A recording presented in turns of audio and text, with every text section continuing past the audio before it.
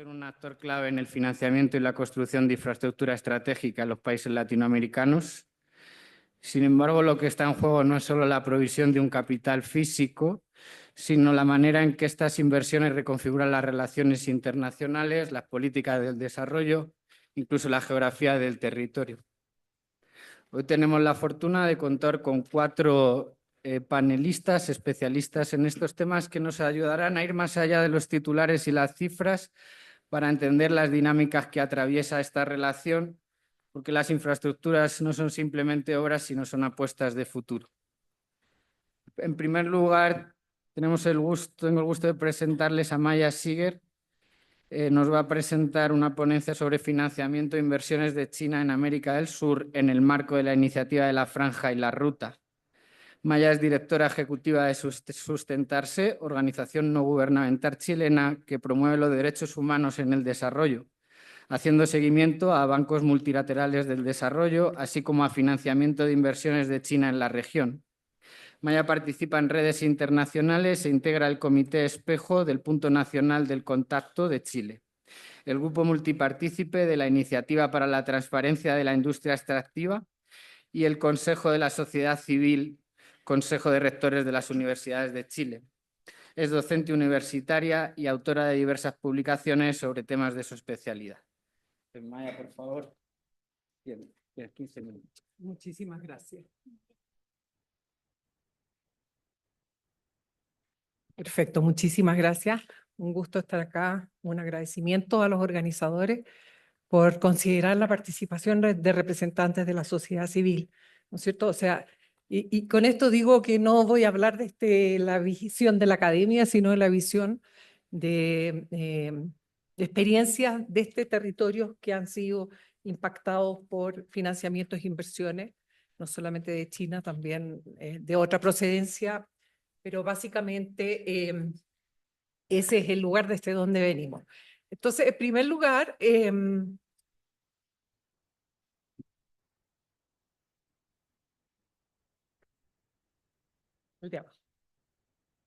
entonces, en primer lugar, digamos, me voy a enmarcar la conversación de hoy sobre la base de una investigación que tuve el honor de poder dirigir y coeditar, que es un estudio sobre los 10 años de la iniciativa de la Franja y la Ruta en Sudamérica, cuáles han sido sus características, básicamente en 9 países, las 9 principales economías de América del Sur, excluyendo Paraguay, que no tiene relaciones con China, y Surinam y Guyana, que si bien tienen relaciones, no fueron incluidos por no tener nosotros a representantes que pudieran hacer esa parte del trabajo.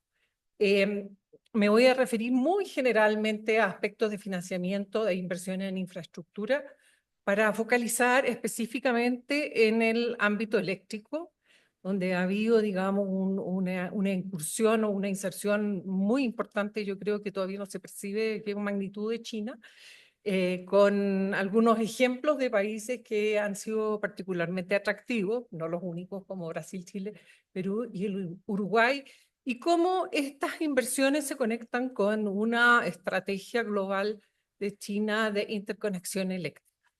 ¿Ya? Entonces, bueno, quiero decir que esta publicación se realizó con el patrocinio de una coalición de organizaciones de la sociedad civil de América Latina que hace seguimiento al financiamiento y las inversiones de China con foco en derechos humanos y cumplimiento de estándares ambientales y sociales, que es SIGDA, de la cual Sustentarse es.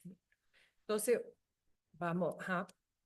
Entonces, entrar en materia, algunos hitos que nosotros distinguimos en la relación formal de China con América del Sur, más allá, digamos, de una presencia y una conexión de más de una centuria, ¿no es cierto?, es el acercamiento a través de relaciones diplomáticas con la región a partir de 1970, donde el primer país en el mundo en establecer relaciones con China fue Chile, y al cual siguieron prontamente otros países. A partir de 1993, distintas asociaciones estratégicas partiendo en Brasil y posteriormente la profundización de estas asociaciones en distintos países, 2005 como un hito interesante porque China firma el primer tratado de libre comercio con un país, y ese país es también de América del Sur y es de Chile, el país que yo represento. Finalmente, el 2018 se extiende la iniciativa de la Franja de la Ruta de América Latina, ¿no es cierto?, a través formalmente de la Declaración de Santiago en el marco de la segunda reunión de, ¿cómo se llama?, de CELAC China, del foro de CELAC China, y comienza a partir de esa fecha, ¿no es cierto?, a evidenciarse un incremento muy importante en la inversión extranjera directa o la inversión económica directa de China en nuestra región. Y bueno, y el estudio obviamente como hito pone los 5 primeros años, los 10 años de la iniciativa de la Franja en el mundo y los 5 años en América del Sur. Vamos a revisar tengo mucha información y entiendo que tenemos poco tiempo, así que voy a focalizar en los aspectos tal vez más interesantes. Acá tenemos, por ejemplo, respecto de la adhesión de los países estudiados a la iniciativa de la Franja de la Ruta. Todos comienzan más o menos en el 2018, ¿no es cierto?, que es cuando se inicia la extensión de la iniciativa a nuestra región. Y donde es interesante que tanto Brasil como Colombia aún no han adherido, si bien en el caso de Brasil es uno de los países del BRICS y también es uno de los países que impulsó la creación del Banco Asiático de Inversión e Infraestructura, ¿no es cierto?, que es el banco que se estableció con impulso de China para financiar precisamente los proyectos de infraestructura que China está impulsando no solamente en nuestra región, sino en el mundo entero. Entonces, tenemos además, bueno, la fecha del inicio de las relaciones diplomáticas, algunos datos de comercio. Vemos que China se ha transformado en el primero o segundo socio comercial para prácticamente todas las economías importantes de la región. Todos los países han ido profundizando sus asociaciones estratégicas con China, hasta la asociación estratégica a toda prueba y todo tiempo, por ejemplo, de Venezuela, o nuevas formas de la profundización de las asociaciones estratégicas integrales. Y además, prácticamente todos los países son miembros no regionales del Banco Asiático de Inversión en Infraestructura. Están empezando a fluir los financiamientos. Acá tenemos a Emilia Hermosa, que hace seguimiento a la inversión del Banco Asiático, inversiones en infraestructura en la región, y coordina un grupo de organizaciones de la sociedad civil que hacen incidencia sobre el banco.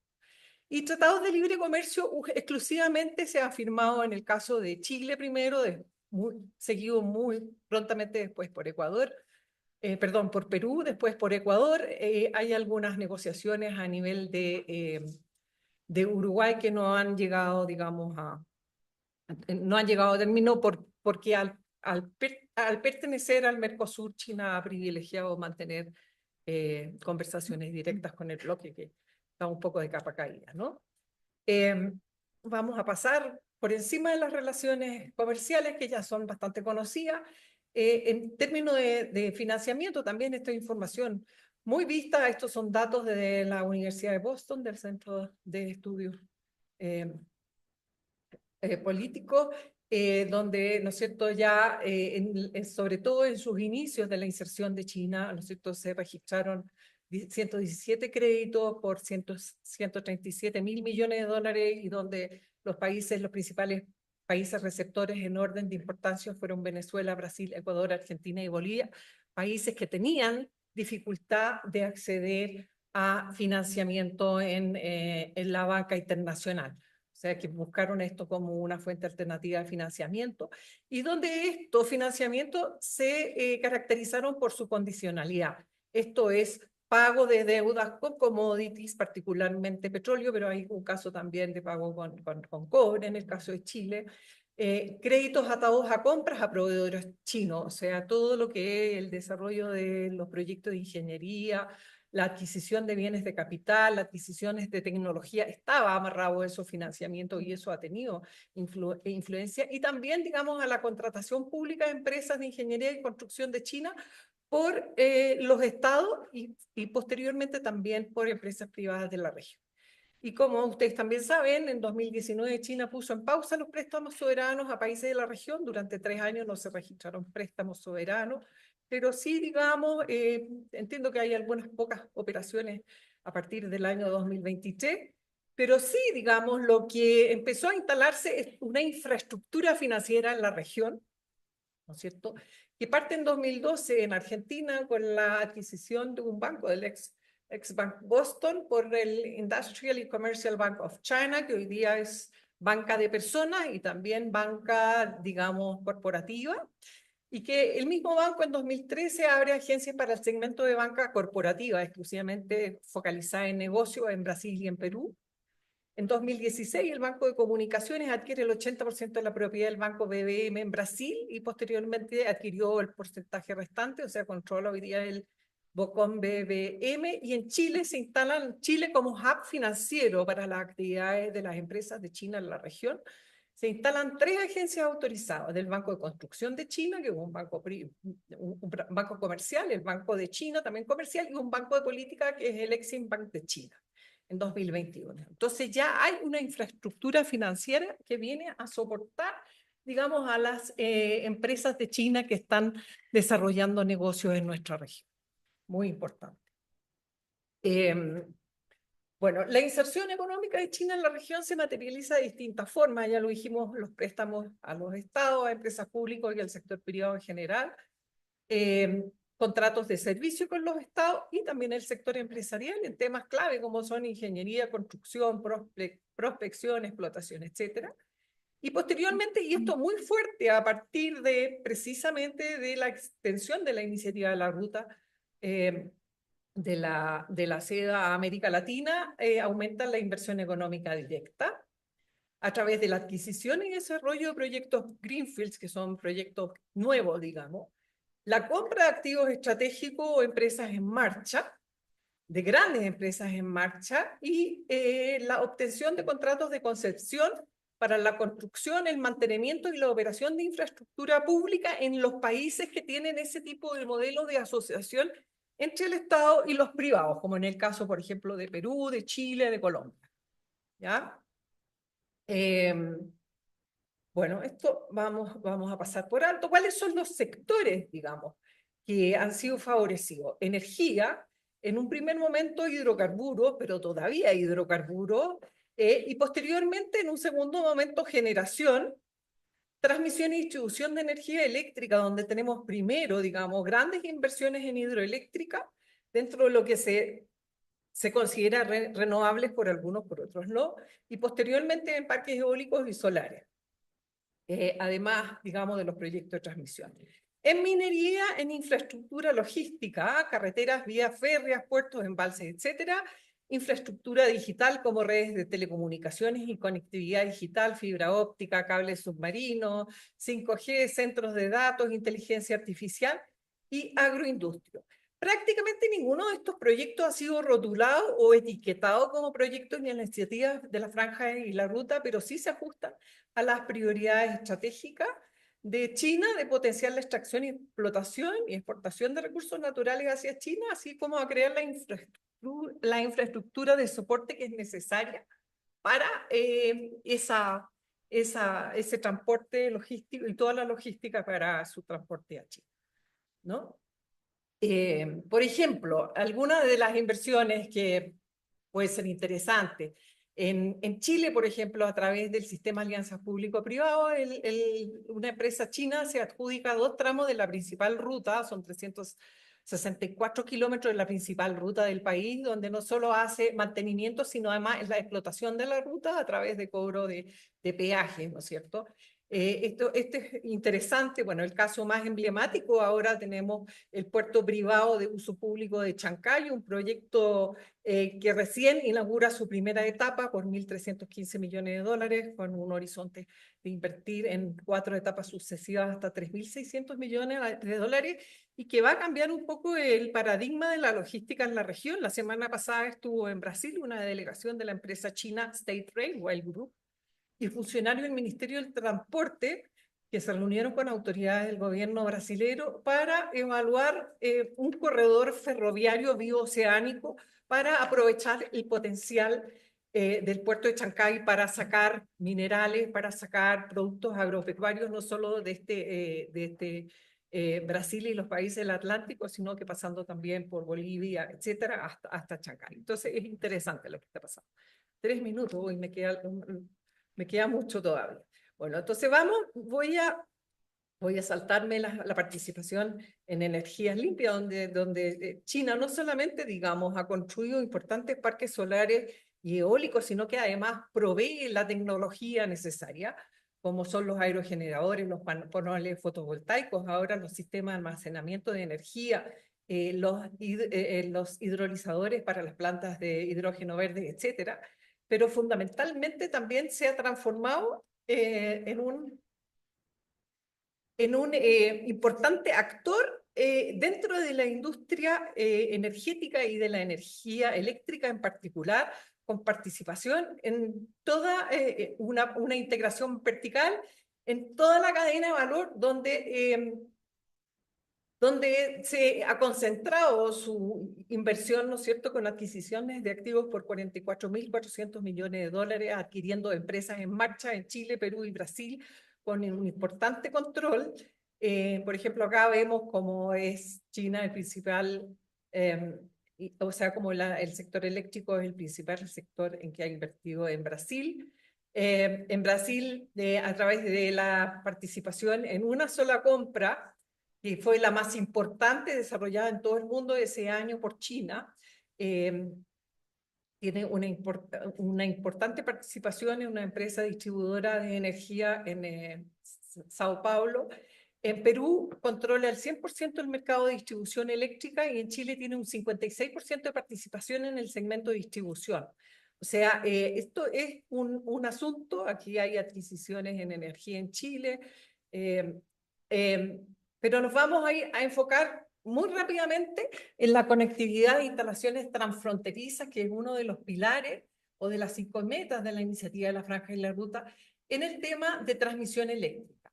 ¿Por qué en transmisión eléctrica? Porque China ha desarrollado una tecnología, que son tecnologías de transporte de corriente continua de ultra alto voltaje que permite transportar grandes bloques de energía con mucha eficiencia y poca pérdida, una tecnología patentada por ellos. Y está instalando esta tecnología en países como Brasil, como Uruguay, como Chile, como Perú, ¿no es cierto?, construyendo las más largas e importantes líneas de transmisión de los países, que son críticas para recolectar toda la energía que se produce en las plantas generadoras de energías renovables y buscando con ello una integración energética no solo regional, sino que además global. Aquí hay mucha información, yo les voy a compartir, digamos, espero que se compartan las presentaciones, porque el tiempo no me da. Ha adquirido grandes compañías eléctricas en toda la región, lo que está levantando preocupaciones. Acá tenemos, por ejemplo, en el caso de Chile, como la adquisición de 3 de las más importantes compañías eléctricas ha levantado preocupaciones y además, digamos, la construcción de la línea eléctrica más importante del país, que está actualmente en construcción, que es Quimán-Los Aguirre, cruza del norte y llega hasta Santiago, un proyecto de 1.900 millones de dólares con la tecnología que yo les señalaba. ¿No es cierto? Tenemos en Perú la misma situación de control de la distribución eléctrica y asociado a esto también la integración en otros sectores del mercado de la energía. Tenemos el caso de Uruguay, donde se está construyendo una línea de transmisión muy importante. En Brasil, State Grid tiene 3, que son 3 de las líneas más importantes del mundo, son líneas de más de 2.000 kilómetros de longitud. La última adjudicada recién en el año 2023 con una inversión de 3.600 millones de dólares, cifra gigante, también para recoger la energía que se genera a través de las renovables. Y como parte de una estrategia que yo les mencionaba de interconexión energética global, hay un white paper de cómo China está impulsando a través de State Grid, que ha sido precisamente la empresa que ha adquirido y que está impulsando la inversión en el sector eléctrico en América Latina, una red global interconectada, con apoyo de una organización internacional también promovida por China, ¿no es cierto?, que coopera con distintas organizaciones, tiene presencia en múltiples países, en Latinoamérica tiene una sede en Chile, para promover este modelo de integración energético con objetivos a muy largo plazo que se han ido cumpliendo, ¿no es cierto?, caracterizado por redes inteligentes, redes de ultra alta tensión, más energías limpias, con financiamiento del Banco Asiático de Inversión en Infraestructura, como dice el libro blanco. ¿Ya? O sea, el banco está destinado, acá tienen ustedes el mapa de la interconexión eléctrica global, sacado de este libro blanco. Acá hay otra. Este es un mapa que desarrolló State Grid de cómo quieren interconectar al mundo, y con dos proyectos fundamentales de interconexión, uno en América del Sur, básicamente Brasil, Chile y Perú, y una interconexión de América del Sur con América del Norte. Hay mucha información y en esto están en un convenio de cooperación con la Organización Latinoamericana de Energía, OLADE, ¿no es cierto?, con los que están trabajando fuertemente en impulsar esta agenda global para América Latina. Incluso hay un proyecto que anunció el año 2021 el expresidente Piñera, el proyecto Antípodas, de unir por un cable submarino a China con Chile para transportar energías limpias, aprovechando los cambios de horario desde América del Sur hasta China. Esto genera... Sí, voy terminando. Esto ha generado, digamos, bastante hilaridad, como diciendo esto es imposible, pero sabemos que cuando los chinos trabajan en esto, estos temas son en serio. Bueno, y vemos, digamos, que esta agenda se profundiza, sigue trabajando, digamos, State Grid con OLADE, por ejemplo, analizando los cortes de energía que han afectado a varios países de la región respecto de la seguridad energética, ¿no es cierto? Y la participación de China en el sector eléctrico de América Latina se sigue profundizando. Por ejemplo, acá visitas, digamos, de Brasil para discutir líneas de transmisión. Esto salió la semana pasada en la prensa. O sea, el tema está en la agenda porque el Banco de Desarrollo, el nuevo Banco de Desarrollo asociado a los BRICS, está también financiando a una de las compañías chinas el proyecto de transmisión. Chile firma memorándums de entendimiento sobre energías limpias con China, esto también reciente, 2 de abril. Y finalmente, digamos, en la próxima reunión CELAC-China, que se va a desarrollar en mayo en Pekín, el primer tema en la agenda, según lo que informó la presidencia pro tempore de Colombia, es la interconexión eléctrica. Entonces yo quiero hacer foco en digamos, en esta estrategia. Es muy interesante, importante de seguir y analizar cuáles son las implicancias geoestratégicas para la seguridad nacional de nuestros países y para la región, de depender de esa manera de una potencia extranjera fundamental. Muchas gracias.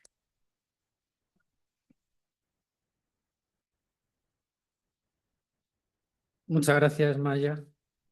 Vamos ahora con la ponencia de Catherine Erazo, Los secretos de la deuda china. Catherine es reportera e investigadora en temas de política, economía e investigación en medios de comunicación nacionales e internacionales, como los diarios El Universo, Expreso y Hoy, revistas Vistazo y En América Economía. Actualmente editora del portal de investigación periodística Mil Hojas. Es Premio Eugenio Espejo 2023 en la categoría Medios Digitales como coautora del libro Los secretos de la deuda china. Mención de honor en el Premio Eugenio Espejo 2016 y tercer lugar en el concurso de reportaje sobre biodiversidad 2012, organizado por la Conservación Internacional Ecuador, Ecociencia, el Centro Internacional para Periodistas y la Federación Internacional de Periodistas Ambientales. Muchas gracias, Catherine. Dispones de 15 minutos.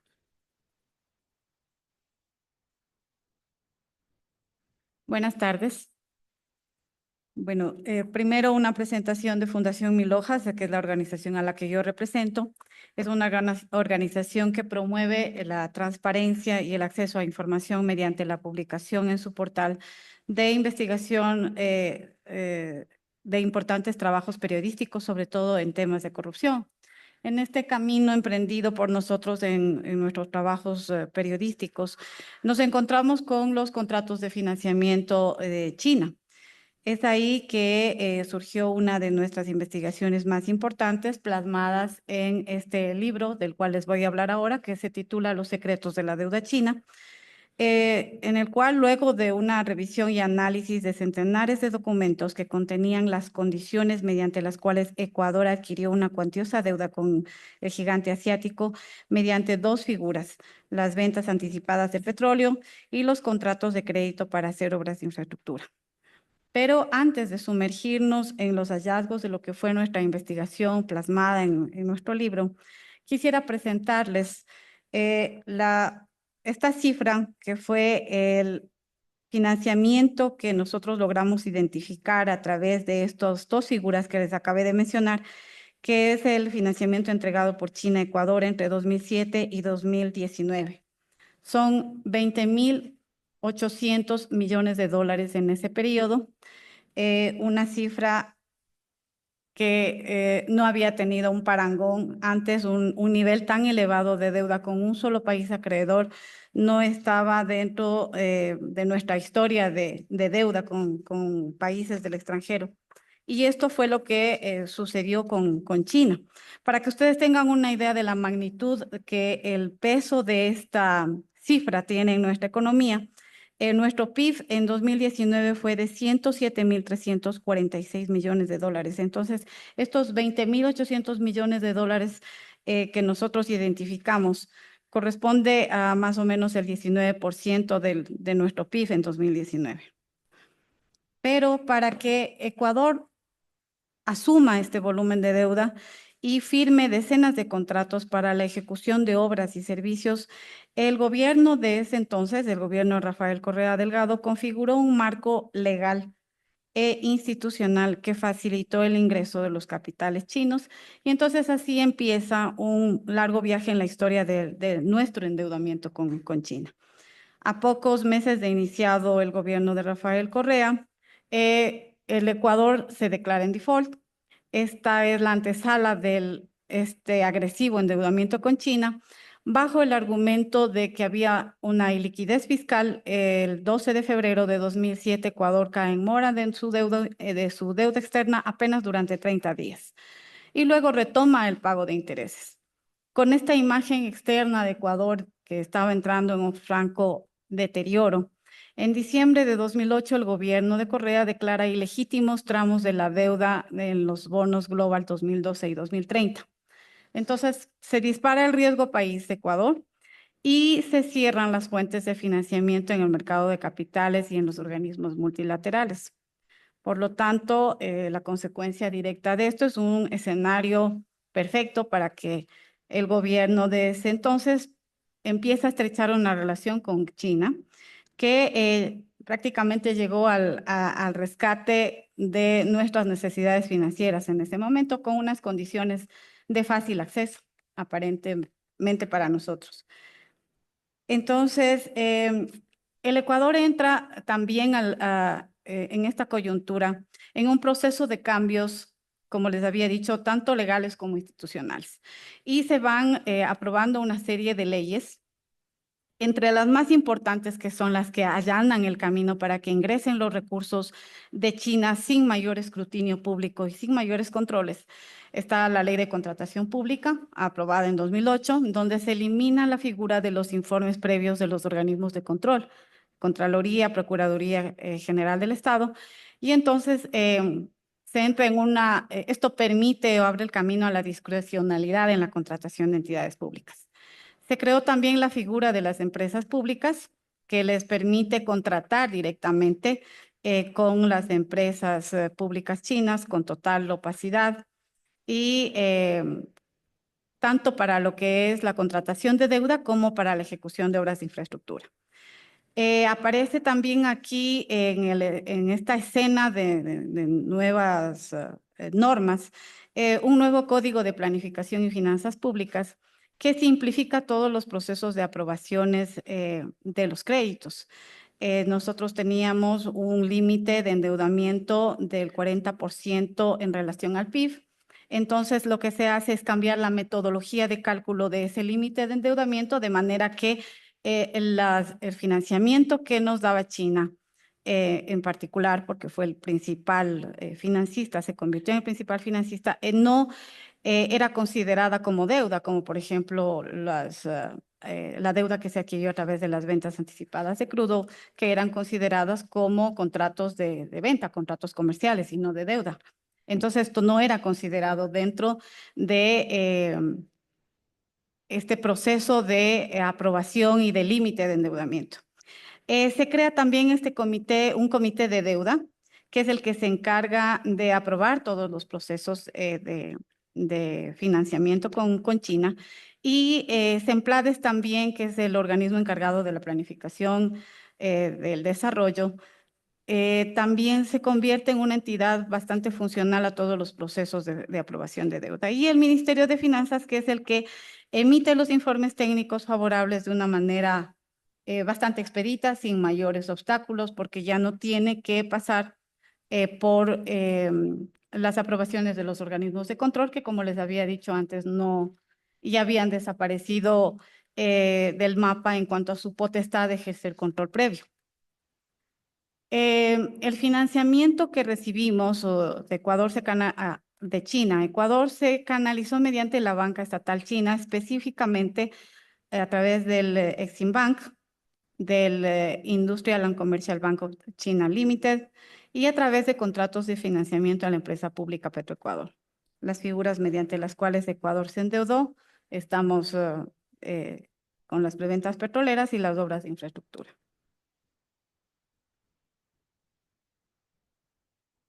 En cuanto a las preventas petroleras, el andamiaje legal que permitió y allanó el camino para que esto se concrete fueron esta figura de las alianzas estratégicas, que permitía obviar mecanismos de control incluso a nivel de gobierno. Ecuador aquí comprometió la mayor parte de su producción petrolera. Como les había dicho antes, no eran operaciones comerciales, eran operaciones de deuda, eran préstamos respaldados con petróleo a precios fijos. Sus condiciones revelaban altos costos financieros, las tasas llegaban hasta niveles del 7%, y también se generó a través de eso una fuente de negocios adicional para China, que fue el transporte y la entrega de crudo, que nunca tuvo como destino final China.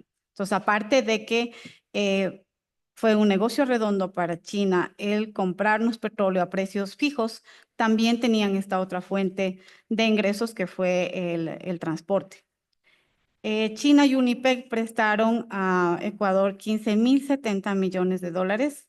La contraparte fueron 11 contratos de preventa que totalizan 1.109 millones de barriles de crudo a entregarse a largo plazo, y estos fueron convenios suscritos entre 2009 y 2016. Las condiciones ilegales y onerosas de las preventas petroleras las hemos denominado así porque la República Popular China exigió en estos contratos firmados con Ecuador confidencialidad absoluta en las negociaciones. Como les había dicho antes, tasas de interés de hasta el 7.37%, más otros cargos por costos financieros. Se obligó a Ecuador a pagar la deuda con fórmulas de precio de barril de crudo por debajo del mercado internacional. La cláusula de libre destino permitió que China revenda el crudo nacional en condiciones spot y en precios más altos. Un ejemplo de una de las consecuencias directas que esta práctica tuvo para Ecuador es que nuestra empresa estatal, Petroecuador, calculó un perjuicio de alrededor de $3.69 por barril para el crudo Oriente y 3.61 para crudo Napo. En el análisis que hace Petroecuador, compara los diferenciales del año 2021 de los contratos a largo plazo y de las ventas spot para sacar esta cifra. Perdón.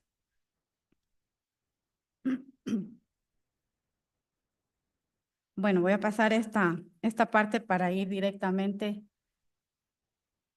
a las obras de infraestructura. La otra área que nosotros analizamos en nuestro libro tiene que ver con 10 obras de infraestructura que nosotros escogimos. Perdón. Bueno, gracias.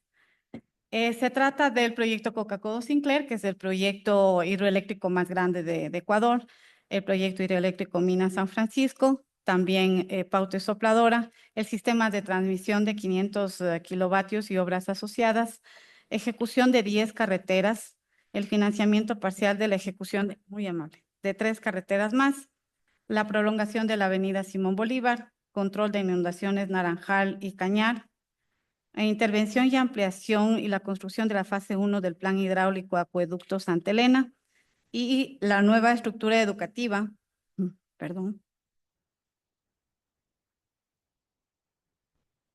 en la que nosotros nos enfocamos en analizar los contratos para 200 escuelas del milenio.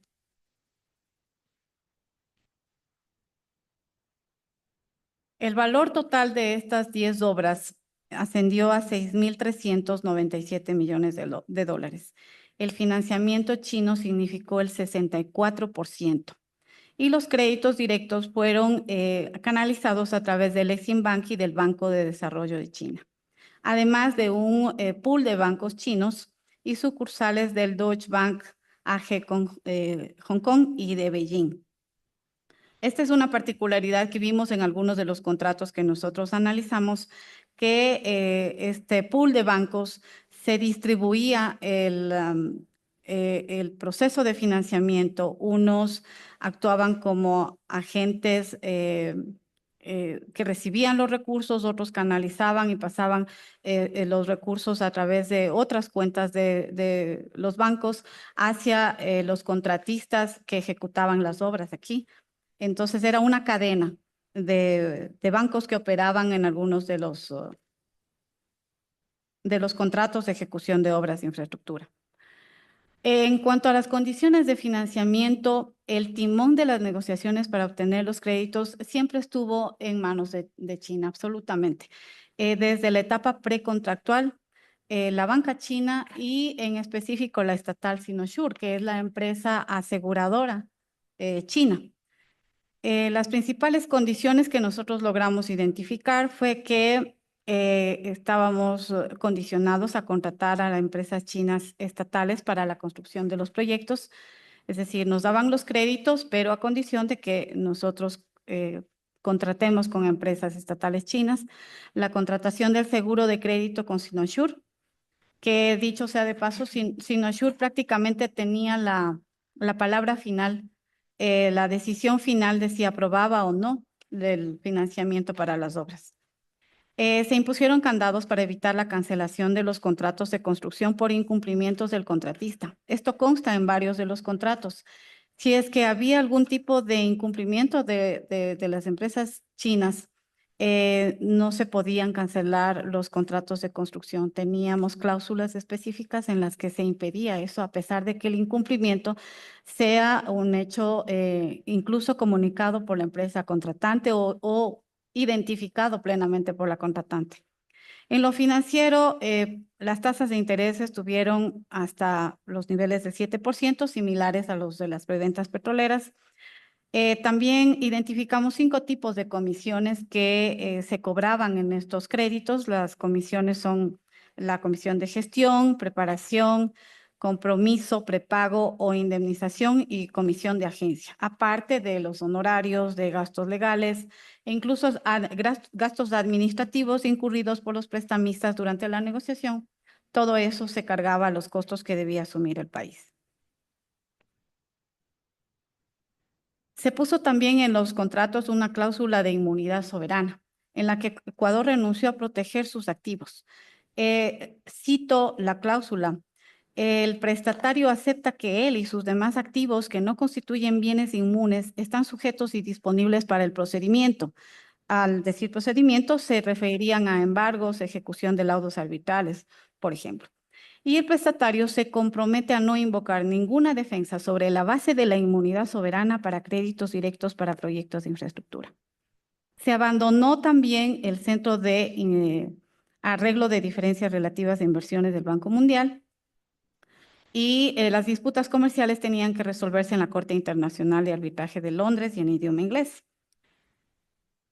Identificamos como la herencia de la deuda china analizada en nuestro libro. Primero, que el financiamiento que recibimos al proyecto Coca-Cola Sinclair, que ascendió a más de 1.682 millones de dólares, fue lo que abrió la puerta al agresivo financiamiento con la República Popular China por parte de Ecuador, y lo que facilitó también la imposición de condiciones onerosas para otros préstamos.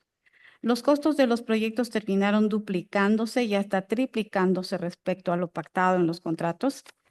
Hay obras que no cumplieron con los objetivos con los que se justificó su endeudamiento y construcción.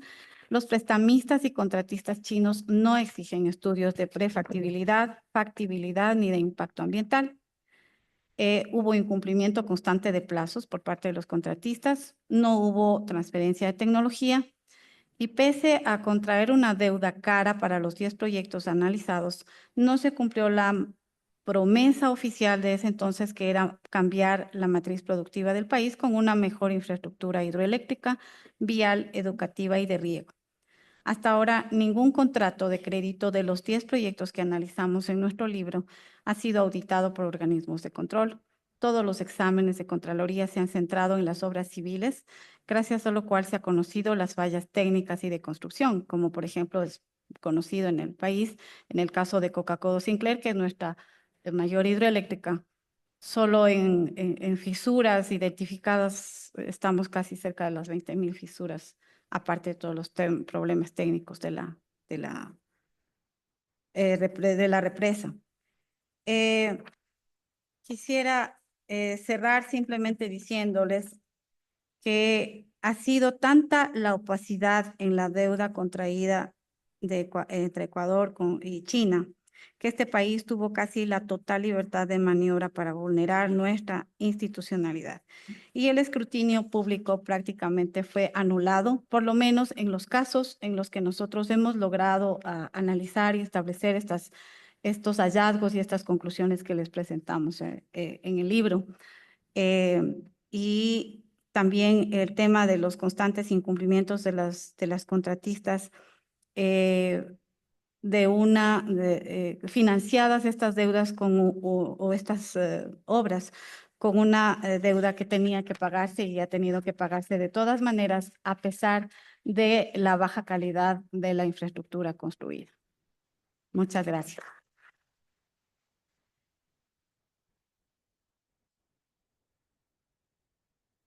Muchas gracias, Catherine. Vamos ahora con la ponencia de Marcos Gava, Tendencias de inversión de China en América Latina en la pospandemia. Marcos es licenciado en Periodismo de la Universidad de El Salvador, máster en Comunicación Internacional por la Universidad Chen-Chi, cofundador y CEO de Reporte Asia, primer medio de comunicación en castellano especializado en Asia, responsable de Relaciones Internacionales de la constructora Panedile, integrante de la Comisión Directiva de la Cámara Argentino-China de la Producción, la Industria y el Comercio, docente en la Maestría en Economía y Negocios con Asia, Pacífico e India de la Universidad de 3 de Febrero, cofundador del think tank Club Japón Asia Pacífico, integrante del Consejo Argentino de Relaciones Internacionales de los grupos Japón y China. Adelante, Marco. Hola, bueno, Juan, muchas gracias. Gracias a todos por estar aquí. Un gusto participar de este panel y escuchar las interesantes ponencias que hacen mis compañeras. Bueno, voy a hablar un poco, ya complementando también lo que estuvimos escuchando. Seguimos hablando de la ruta y la seda, de este proyecto que se lanzó en el año 2013. Aquí está, muchas gracias. Ahí abajo, ahí está. Bueno, hasta la pandemia la narrativa de One Belt, One Road estaba intacta, pero empezaba a tener sus flaquezas, y después de la pandemia, bueno, China termina estableciendo la política de doble circulación un poco para dividir lo que era el consumo interno de lo que era el resto del mundo, y el proyecto One Belt, One Road empieza a sufrir porque China empieza a tener menos fondos para financiar. Yo particularmente trabajo en empresas que tienen relación con China, y hace más de 5 o 10 años las empresas chinas no tienen fondos para financiar infraestructura, así que esto tuvo que ver mucho con la economía post-pandémica. Pero en una reunión en privado con una empresa china, lo que te dicen y que te reconfirman es que no hay plata para financiar. Así que bueno, el puerto de Shanghái, que es uno de los más grandes del mundo, hoy por hoy, después de las tarifas de Trump, está teniendo todavía muchas más complicaciones y pasó de ser uno de los puertos más pujantes del mundo a tener una menor importancia comparado con el de Singapur, que es otro o el más grande de Asia. Hoy por hoy en Argentina, en esta post-pandemia, la inversión de China está en el litio, básicamente, es donde más inversión está haciendo, inversión extranjera directa, quiero decir, está inyectando capital, lo están haciendo varias empresas chinas, Zicheng Mining es una de ellas, la otra es Ganfeng Lithium, que tal vez es la más importante dentro de lo que es el territorio argentino. Este es el proyecto Pozuelos Pastos Negros, que es un Pozuelos Pastos Grandes, que está en Salta. Yo tuve la posibilidad de visitarlo en 2 oportunidades. Estuve en la mina de litio a 4.000 metros de altura con la empresa Panedile, con la que estamos haciendo obras de ensamblaje del campamento. El campamento es para 8.000 personas, ¿está bien? A 4.000 metros de altura en el medio de la nada, pero con una fuente de extracción de litio probada que tiene muchos años por delante de productividad. La empresa Ganfeng, para enriquecer un poco más este producto, acaba de inaugurar una planta de tratamiento de litio en la cual se va a hacer cloruro de sodio y en la cual se va de alguna manera a transformar o a perfeccionar un poco más el producto. Es una inversión de más de 900 millones de dólares que hizo en la provincia de Salta y con la que de alguna manera busca enriquecer o darle un segundo paso industrial a este material antes de exportarlo a China para su refinamiento final y para la producción de las baterías de litio. Pero es interesante ver que China está haciendo inversión extranjera directa en litio y al mismo tiempo está apostando a un mercado. Eso antes China no lo hacía. En todo lo que fue la prepandemia, China solamente invertía con garantía soberana. Quiere decir que siempre lo que pedía era un acuerdo país-país, en el cual el país receptor, que era Argentina, firmaba un acuerdo con garantía soberana que le daba a China realmente la idea de que iba a poder recuperar ese fondo, ¿no? Es decir, no eran proyectos de mercado, eran proyectos políticos. Después de la pandemia, China ha dejado los proyectos políticos con garantía soberana y se está enfocando un poco más en los proyectos privados, con el riesgo privado. Creo que esto lo hace porque Argentina estableció un régimen que se llama RIGI, que es un régimen de inversión especial que le da a las empresas internacionales una cantidad de exenciones de impuestos que hace que sea más interesante hacer la inversión. Pero esto empezó con la era de Milei, antes era mucho más político, no sé qué es mejor, sí sé que antes era mucho más político y que ahora por lo menos China está haciendo inversión de capital directo. Esta es la planta de Ganfeng, que está en Güemes, en la provincia de Salta, en el norte, en el Triángulo de Litio. ¿Está bien? Así que China está extrayendo el material in situ y lo refina en una planta que acaba de inaugurar. Este material China lo quiere mover, obviamente, por el Pacífico vía Chile o por el Atlántico. ¿Está bien? Esta es una macroregión que se llama Atacalar, que compone Atacama en Chile con Argentina y que de alguna manera está pensado para hacer un corredor bioceánico que justamente pueda exportar por el Pacífico esta cantidad de producto que China está buscando vender. El proyecto Belgrano Cargas es el proyecto tal vez más exitoso que hizo China en la Argentina, fue la renovación de 1.400 kilómetros. Yo participé cuando trabajé con el Grupo Macri, que es un grupo muy importante de Argentina, en este proyecto, y este proyecto tiene un valor bioceánico. Si ustedes ven, empieza en Rosario, de este lado, y termina en Salta.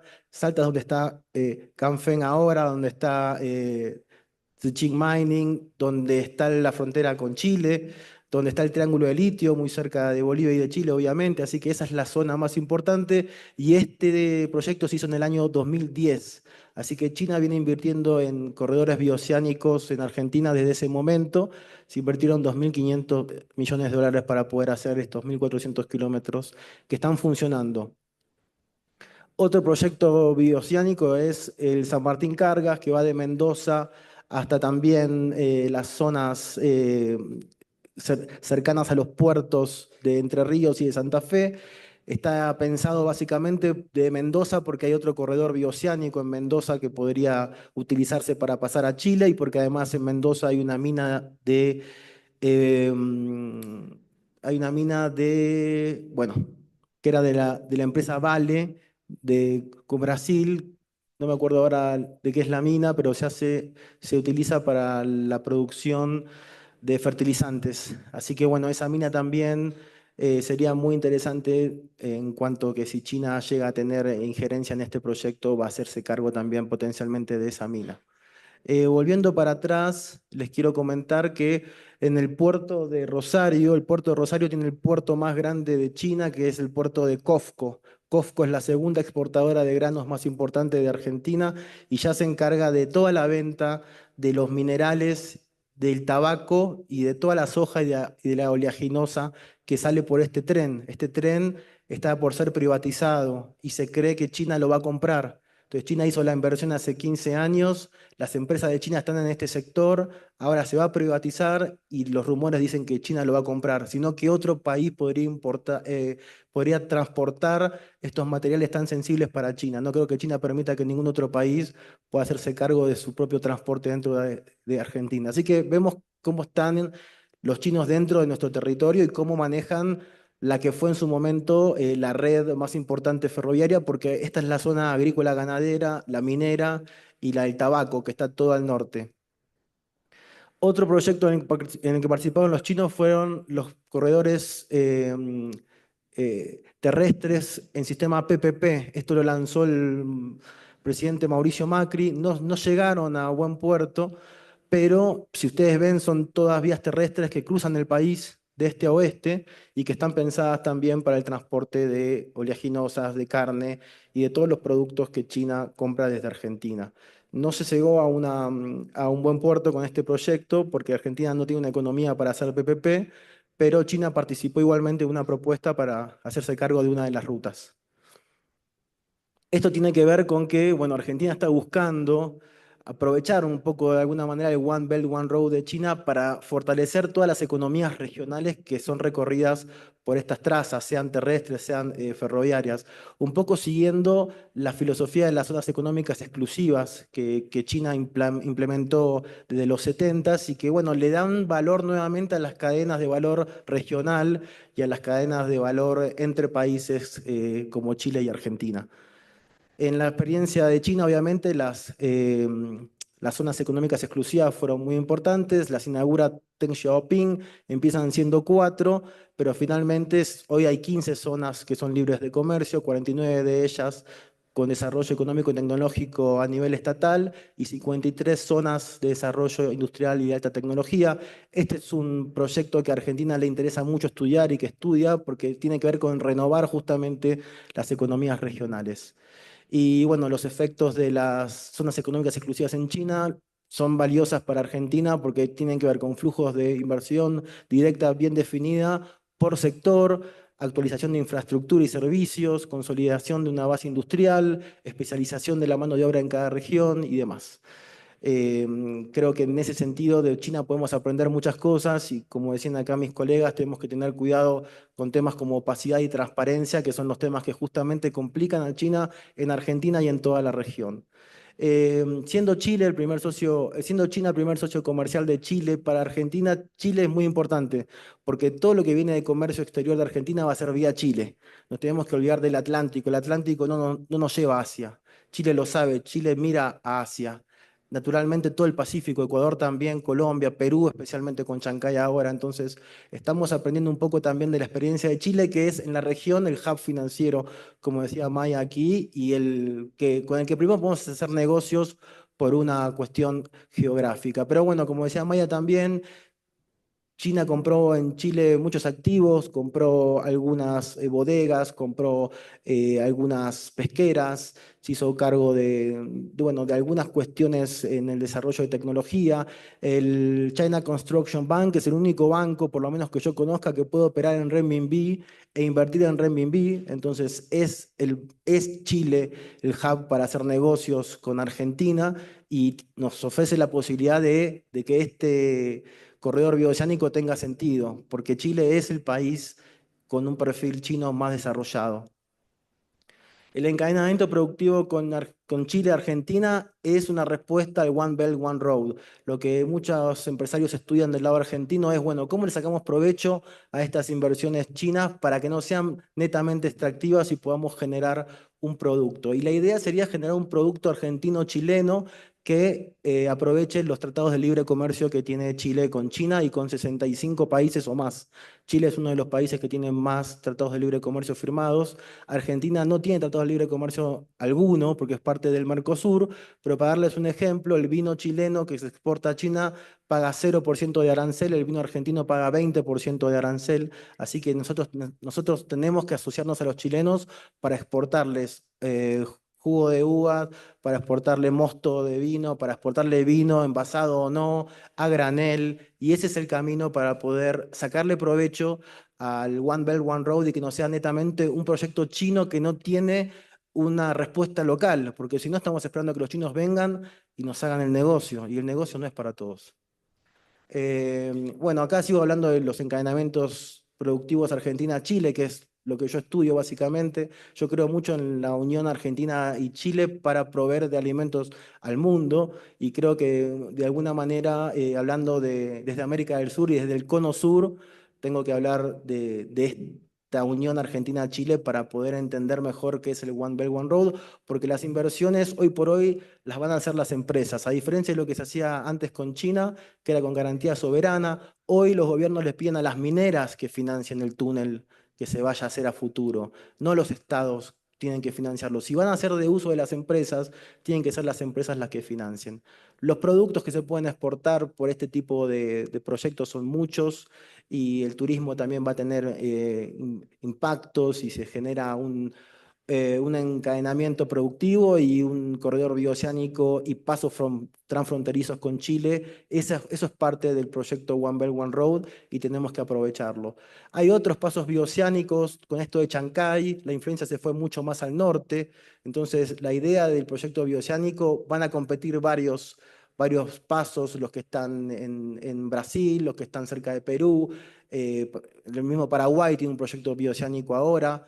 Yo participé de este proyecto que están viendo acá, que se llama Túnel Agua Negra, que es un proyecto que se iba a hacer entre Copiapó y la provincia de San Juan, para darle un poco más de ímpetu a la zona de Atacama en comparación con otras regiones de Chile y de Argentina también. Un proyecto con 2 túneles carreteros de 13 kilómetros, una obra de 4.000 millones de dólares, que no llegó a ningún lado porque hay una competencia entre provincias y entre lobbies, pero este tipo de proyectos se repiten en la provincia de La Rioja, de San Juan, en varias provincias, hasta el norte, hasta llegar a Jujuy, y en Salta también, donde están los productores de litio, ahí está el paso de Jama, que pasa directamente a Chile en un proyecto muy, muy simple. Este es un proyecto terrestre amazónico también, que también involucra a Ecuador, como pueden ver, y que involucra a lo que sería la nueva influencia de China, porque la influencia de China hoy está en esta parte de América y en el Caribe, donde Taiwán perdió a la mayoría de las representaciones. Así que el Pacífico y el Caribe hoy por hoy me parece que es el área de influencia de China y perdió un poco de influencia el Cono Sur en comparación con lo que está pasando en esta parte. Este es el proyecto que pasa por el norte de Argentina, por el paso de Jama, por Salta.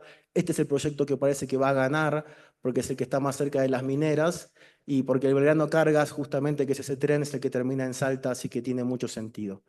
Conclusiones, hay un paso adelante de las empresas privadas chinas en comparación con las grandes corporaciones chinas del Estado que eran mastodónticas o son mastodónticas y muy caras, y la gestión es muy cara comparada con la de las empresas privadas que tienen más estudio de mercado y que tienen más experiencia en Occidente. Foco está puesto en minería, energía y logística.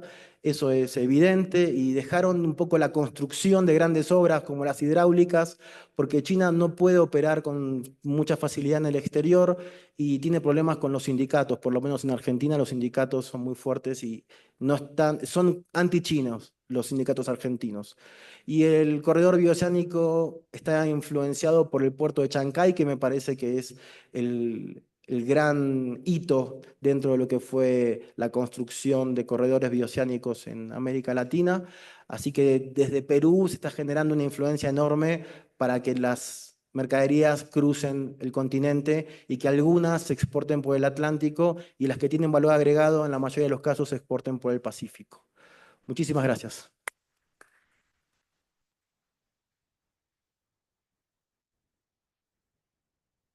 Muchas gracias, Marco. Vamos por nuestra última ponencia. En este caso nos va a presentar Carolina Viola. El título de la ponencia es Democracia e inversiones chinas, un estudio comparado de 3 proyectos hidroeléctricos en África y en América Latina. Carolina es doctora magistral en Ciencias Políticas por la Universidad de Padua. Es magíster en Ciencias Sociales por Flaxo Ecuador, con mención en Gobernanza Energética, PhD en Ciencia Política por Flaxo Ecuador. Docente e investigadora en la Pontificia Universidad Católica del Ecuador y directora del Observatorio Socioambiental de la Inversión China en Ecuador y América Latina. Ha publicado para revistas Machina, Lugar Común y Multitudes. Actualmente prepara un artículo sobre cooperación sur-sur de China en América Latina para la revista Estado y Comunes. Adelante, por favor, Carolina.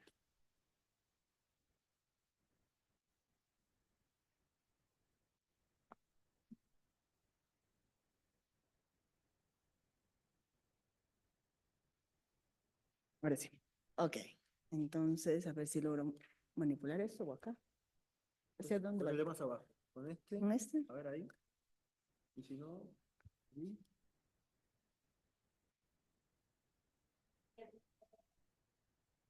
¿Sí? A ver, bueno.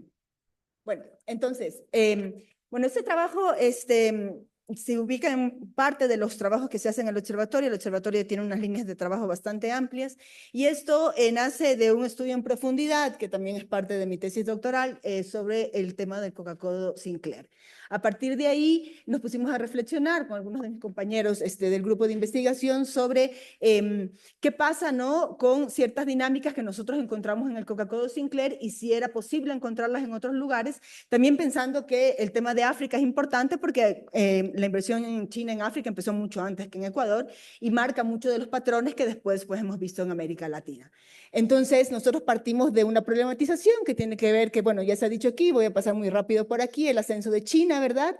Una transición energética, además en la que se ubica este ascenso, que lleva a una apuesta por una serie de políticas, principalmente a principios del siglo y todavía, ¿no?, enfocadas en generar una serie de infraestructuras, ¿no?, para esta transición energética, ¿no? Estamos hablando de las demandas de minerales, de coltan y litio, principalmente en el sur de la región, y además una relación que se establece como una relación muy concentrada en recursos naturales, ¿no? Cobre, petróleo, ¿verdad? También una nueva gobernanza de proyectos, ¿no?, que marca una diferencia hacia la lógica anterior. Nosotros, bueno, obviamente en el Ecuador hay proyectos de extracción de recursos desde siempre, porque somos un país primario exportador que siempre ha vivido del extractivismo. Pero, claro, esto implica una nueva forma de establecer esos proyectos donde la banca pública china agarra un rol fundamental, y eso sí era nuevo, ¿no? Generalmente las empresas, las corporaciones que operaban en Ecuador eran corporaciones privadas, ¿no? Y unos acuerdos que se realizan entre estados, ¿no?, con una fuerte presencia entre estados, con unas negociaciones que son políticas, como señalaba Marcos.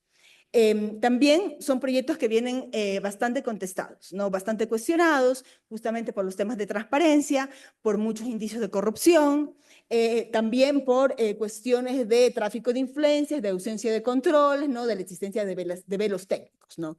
Entonces nosotros nos preguntábamos cómo caracterizar las relaciones que se establecen entre las corporaciones estatales de la potencia asiática y los estados de las economías emergentes en Latam y África, ¿no? Partiendo desde un enfoque del trabajo desde las democracias. Yo vengo de la ciencia política, entonces siempre estoy preocupada por esa cuestión del Estado y de las democracias, ¿no? Entonces nos preguntamos qué tipo de marco teórico utilizar para analizar eso, y entonces nos dimos cuenta que el marco teórico de captura del Estado podría funcionar dentro de aquí, además marcando ciertos retos, porque usualmente el marco teórico de la captura del Estado se ha utilizado para analizar las corporaciones privadas. Pero ¿qué pasa con estas corporaciones públicas? ¿Pueden hacer captura del Estado? Pues bueno, eso es un poco lo que quisimos indagar con este trabajo. Bueno, metodológicamente nosotros aplicamos un process tracing partiendo justamente de estas hipótesis sobre captura del Estado. que significa un procedimiento, ¿no?, para generar explicaciones sobre casos históricos individuales a partir de un análisis riguroso de las teorías en función de la producción de evidencia empírica que permita respaldar estas hipótesis, ¿verdad? Entonces, según Mahoney, no lo define como un storytelling con rigor metodológico. No voy a poder analizar todas las pruebas empíricas aquí porque son muchas, obviamente, y no me va a alcanzar el tiempo, ¿no?, que tengo que estar atenta, pero bueno, voy a presentar algunos elementos para justamente respaldar, ¿no?, las hipótesis que estamos manejando. Bien, entonces, obviamente, para poder hacer un storytelling teóricamente fundado, necesito una teoría de partida, ¿no? Entonces, bueno, según Hellman y Kaufman, ¿no?, la captura del Estado se define como el intento de influencia de grupos empresariales en la formulación de leyes, las políticas y la reglamentación del Estado a cambio de pagos ilícitos. Esta definición de Hellman y Kaufman es una definición más pensada para el tema de las empresas privadas, básicamente, ¿no? De ahí, Bedell también dice en 2014 que la captura del Estado involucra una manipulación ilícita del poder estatal para beneficiar un conglomerado de intereses privados. Una vez más, el enfoque está hacia las empresas privadas. Sin embargo, el trabajo que yo creo que es uno de los trabajos más interesantes que se ha hecho en América Latina sobre este tema, que es el trabajo de Durán, su primera versión en 2017 y una segunda versión en 2019, donde se analiza básicamente el caso de Odebrecht en Perú. Y aquí tenemos el primer abordaje, ¿no?, un abordaje a la captura del Estado con empresas que ya no operan solo en el ámbito de lo privado, porque Odebrecht tenía una participación pública importante también. Entonces, Durán dice que la concentración del poder económico por las grandes corporaciones y su correlato en la hiperconcentración del poder político desconectado de la población y el debilitamiento de la sociedad civil son los grandes factores que permiten esta captura, y esta es la hipótesis sobre la cual nosotros hacemos nuestro process tracing.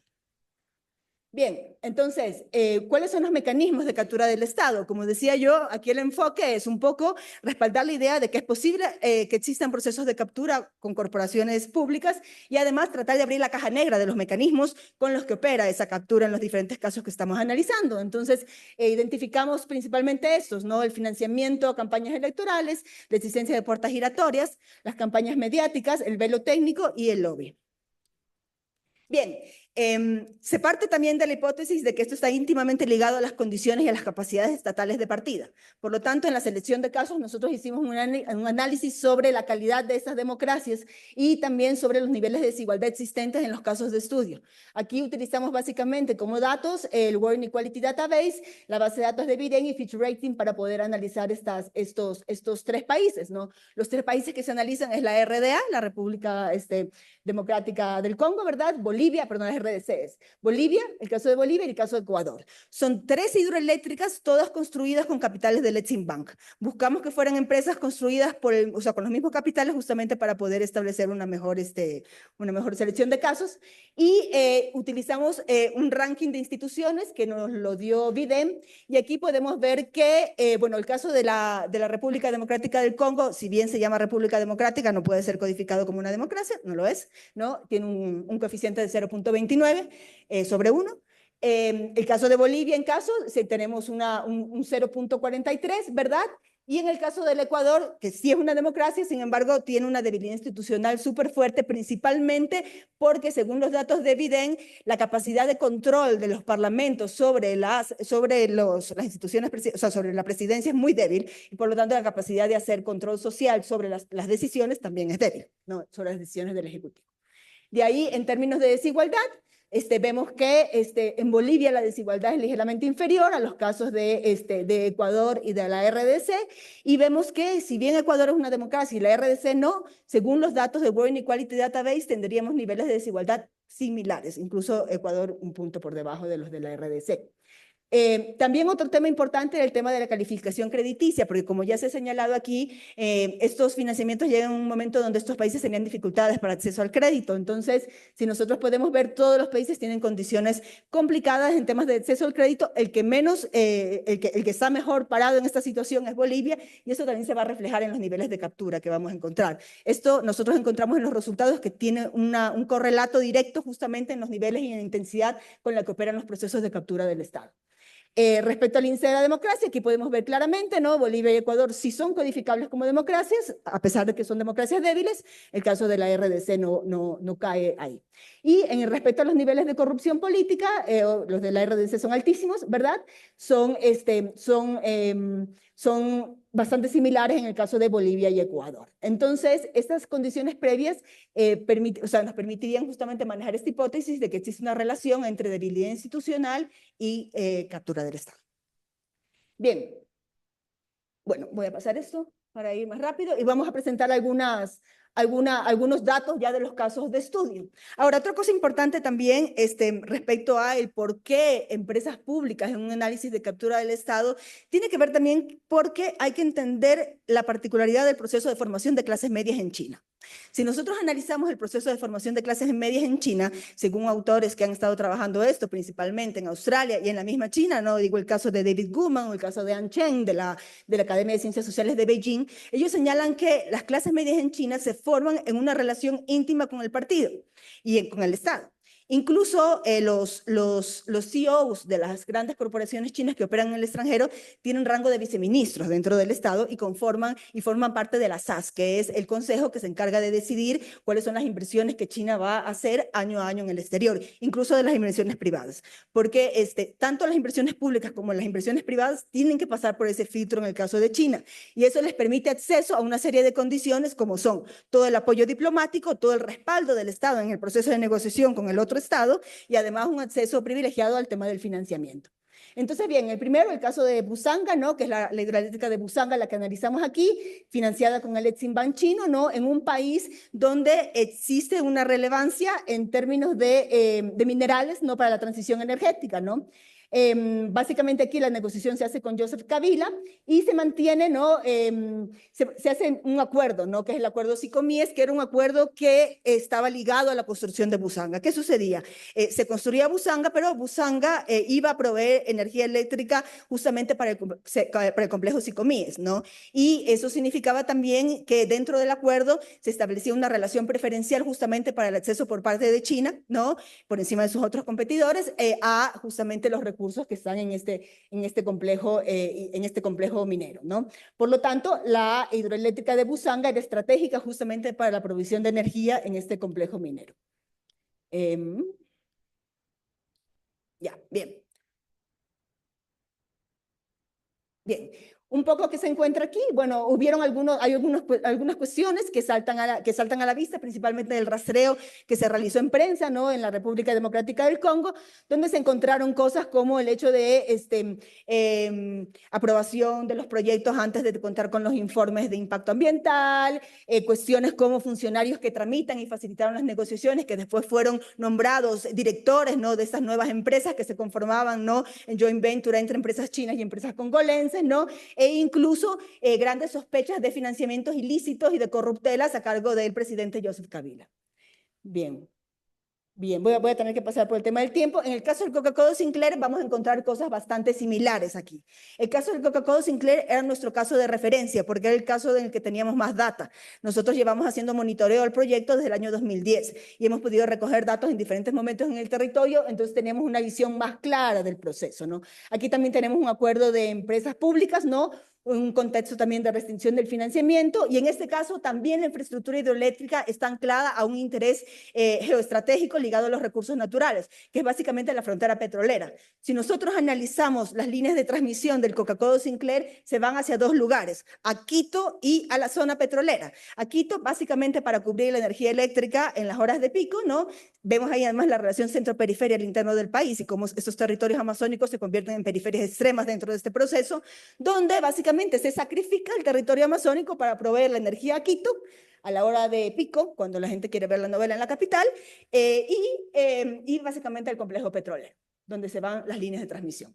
Y además, claro, a partir de la construcción del Coca-Cola Sinclair, se amplió la frontera y se ampliaron las inversiones chinas en esa zona porque era necesario generar estas condiciones de infraestructura justamente para poder avanzar, porque sin energía no hay extracción petrolera. Entonces era fundamental el Coca-Cola Sinclair. Aquí también hubieron omisiones en los estudios, falta de transparencia en la ejecución de obras y también tenemos casos de puertas giratorias donde tramitadores que generaron todo el proceso de negociación en China, después, entre China y Ecuador, después terminaron a cargo de la flamante flamante empresa Sinohydro, creada justamente, o sea, implementada en joint venture con Select para poder implementar el proyecto. ¿Ok? Vimos también casos de lobby e incluso también hay indicios de financiamiento ilícito, ¿no? Hay una serie de financiamientos que están cuestionados en el caso de este proyecto y bueno, se cree que pudieron haber financiamientos incluso a partidos electorales, a pesar de que no logramos encontrar pruebas que respaldaran totalmente esto, más allá de los indicios que encontramos. Entonces, no hay pruebas certeras de esto. Bien, ahora, el último proyecto que se analizó fue Rositas en Bolivia y en cambio este proyecto está anclado al complejo de litio. Una vez más, la hidroeléctrica se construye para garantizar la energía eléctrica al complejo de litio y también tenemos licitaciones rápidas y sin transparencia, tenemos cuestionamientos por parte de poblaciones indígenas que después fueron básicamente solventados rápidamente justamente para facilitar el proyecto, con muchos cuestionamientos, con mucha falta de transparencia e incluso con indicios de intervenciones por parte de las autoridades públicas con la justicia, para garantizar que esos fallos fueran a favor de la empresa y en contra de las comunidades indígenas. Entonces, ¿qué encontramos nosotros de mecanismos de captura del Estado en los tres proyectos? Bien, en el caso de financiamiento electoral, nosotros lo marcamos como negativos porque si bien pueden haber indicios en el caso ecuatoriano, no tenemos pruebas ciertas que efectivamente respalden este planteamiento, pero en los otros casos sí los tenemos. En el caso de lobby cabildeo, sí tenemos evidencias de que esto sucedió en los tres casos analizados. Puertas giratorias, las encontramos en Busanga, las encontramos en el caso del Coca-Cola de Sinclair, no las encontramos en el caso de Rositas. Sobornos y favores, encontramos en Busanga, también en el caso del Coca-Cola de Sinclair.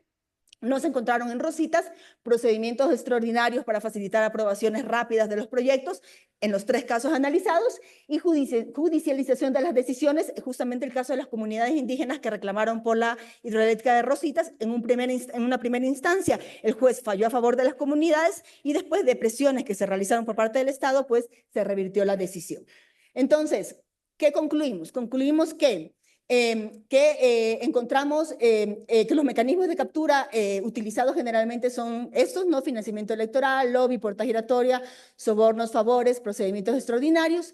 En 2 de los 3 casos se presentaron estos mecanismos que ya mencioné anteriormente, ¿no? El caso de la intervención de la justicia en Bolivia, ¿no? Y finalmente el tema del financiamiento electoral, del que parecería que existen indicios, pero no estamos seguros. En todos los casos, los proyectos manejan un mecanismo de captura del Estado que es el mecanismo de velo técnico. El proyecto es muy técnico para discutirlos con ustedes. Básicamente esa es la idea, ¿no? No hay nada político aquí, no tiene nada que ver con el desarrollo rural, aquí es una cuestión puramente técnica. Usted que sabe de hidroeléctrica, esto lo tenemos que decidir nosotros. Pero las consecuencias sí se ven en los territorios y sí se ven en los pueblos. Entonces, de eso deducimos que sí es un tema político y sí es un tema que debería discutirse con las poblaciones. Los temas de denuncias de sobornos y corrupciones los tenemos sobre todo en el caso de Ecuador y en el caso del Congo, de la República Democrática del Congo. También el uso de este dispositivo, que es el del interés nacional y el carácter estratégico, justamente para justificar la omisión, la falta de transparencia, ¿no? Los proyectos que se firman antes de tener los estudios, ¿no? Todas estas cuestiones siempre es que es en nombre del desarrollo. Y cuando alguien se cuestiona, son, ¿cómo les decían? Son enemigos del desarrollo, son retrasados, son atrasapueblos, esa era aquí la frase, ¿no? Son atrasapueblos, ¿no? Entonces, son dispositivos discursivos que apelan a la relevancia del proyecto y que legitiman estos procesos de despojo y de violación de derechos, ¿no? Y finalmente, aquí el mecanismo está enfocado también en garantizar ese acceso a los recursos estratégicos, que lo tenemos en los 3 casos. En el caso del Ecuador hubiera sido imposible la ampliación de la frontera petrolera y China no hubiera tenido ningún interés en invertir en los proyectos petroleros si no había una garantía de suministro de energía, o sea, el Coca-Cola Sinclair.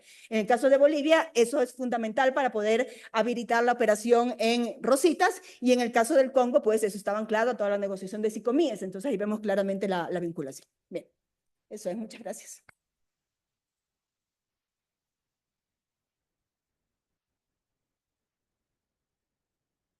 Bueno, muchísimas